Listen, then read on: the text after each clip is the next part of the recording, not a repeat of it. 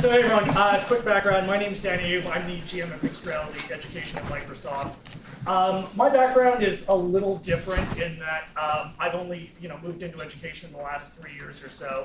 I'm actually from a classical games development background. Spent the last 20 years developing hardcore games across all kinds of different platforms. Then something really interesting happened. I've been interested in education for a really long time, didn't really know how to engage.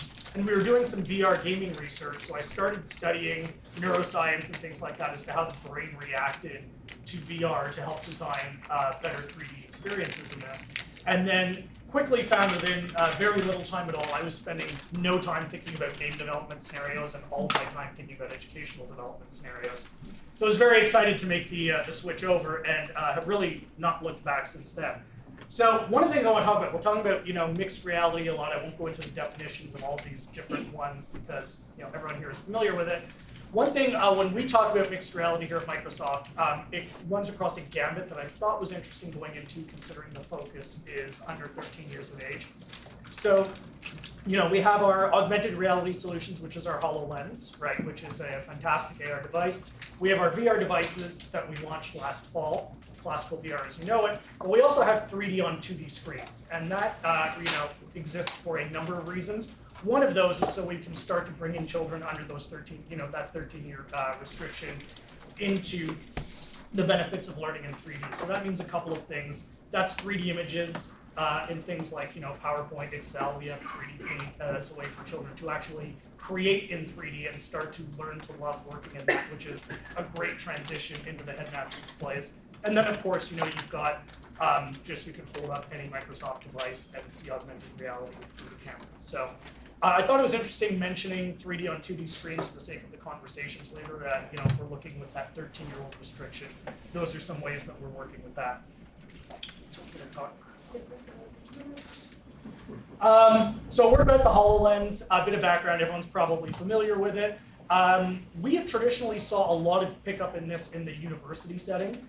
I think there's a few reasons for that. First of all, there's a little less cost sensitivity.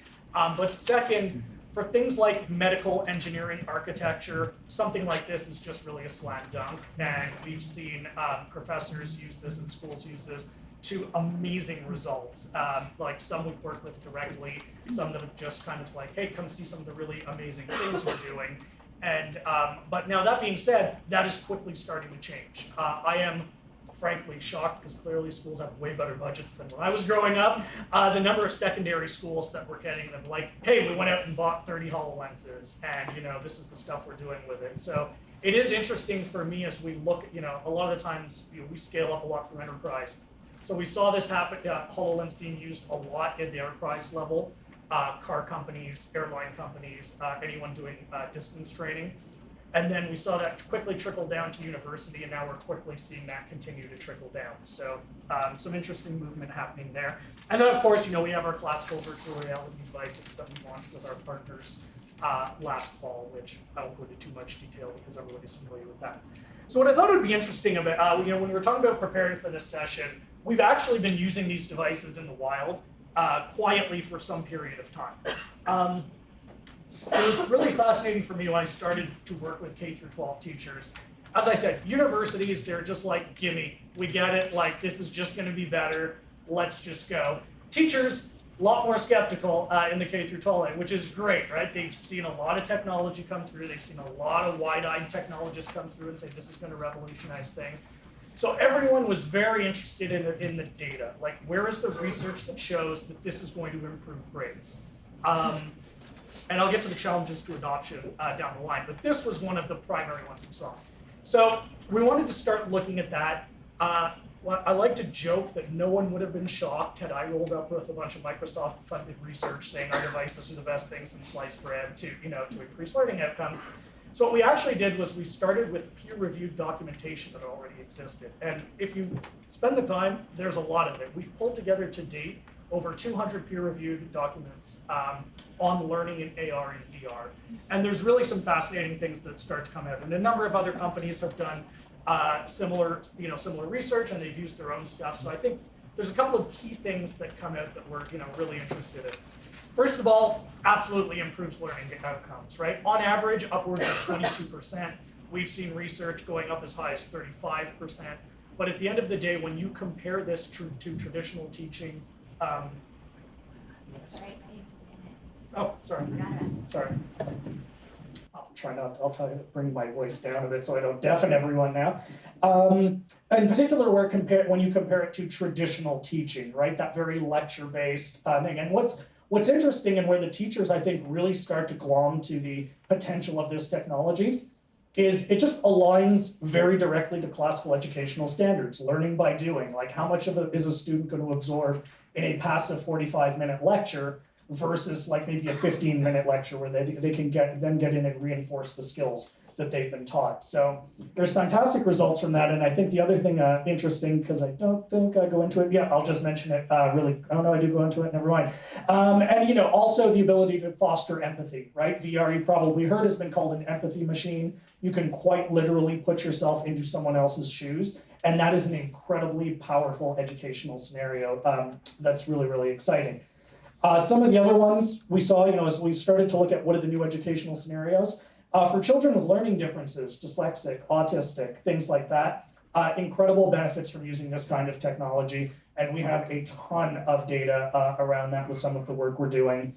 I won't go into the details of breaking the laws of physics because we don't have a ton of time, and I think everybody's familiar with that anyway, just some of those benefits that, you can have students do anything, but I think more importantly, and I think it's overlooked a lot, is you start to remove the fear of failure from students for a number of reasons. First of all, there's no consequences to failure. Second of all, if like David is grabbing a subject, first go and it's taken me 6 times, no one knows that when I'm in my own immersive area. Like at ISTE in June, we actually rolled out an immersive reading aid for students that, quite frankly, I will admit, I was first on the skeptic train for that. I was like, I don't know, because reading's not great in VR. The results we've seen from that has been spectacular, and the teachers that came by to use it have just said, like, you cannot underestimate the power of just focus for someone who is having challenge picking up reading to just be able to be in there and go at their own pace. And I could talk for hours about where this gets really exciting with AI research and things like that. That's where I think this thing really pops and starts to deliver that holy grail of education of personalized learning. If anyone wants to get bored, I will gladly talk your ear off for an hour on that down the line. And then, of course, there's distance learning, right? This is going to completely transform education from a distance learning standpoint. UNESCO's got some great stats that you can go check out on the delta between the number of qualified educational students and the lack of physical space in universities. And there's a very real crisis coming on physical space, and distance learning is a huge opportunity. So I think the other thing, so I did want to talk about some of the benefits that not only we're seeing, and we have some other results we're going to be releasing, in like a week, that someone from PR will manage to tease me if I talk about it now, so I won't talk about it, but it blew my doors off. I did not expect it to be this powerful, and I'll just leave you all with that tease before I move on.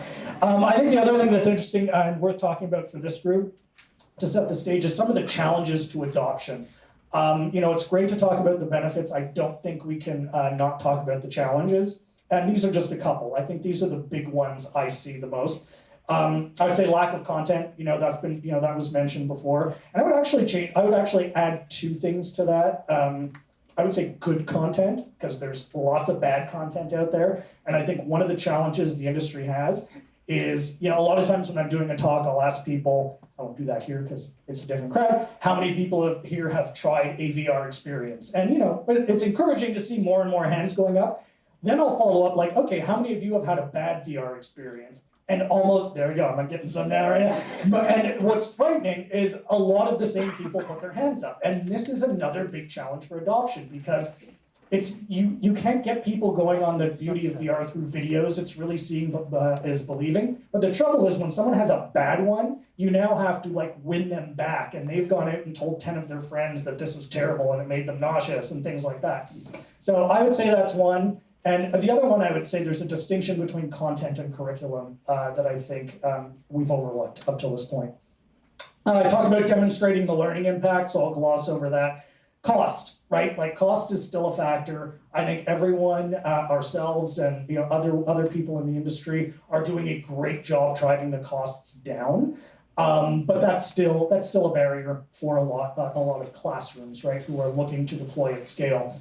And I think educator PD is another really important thing. Like, this is complicated tech. It can be hard to get up and going. It's scary for a lot of teachers to get like.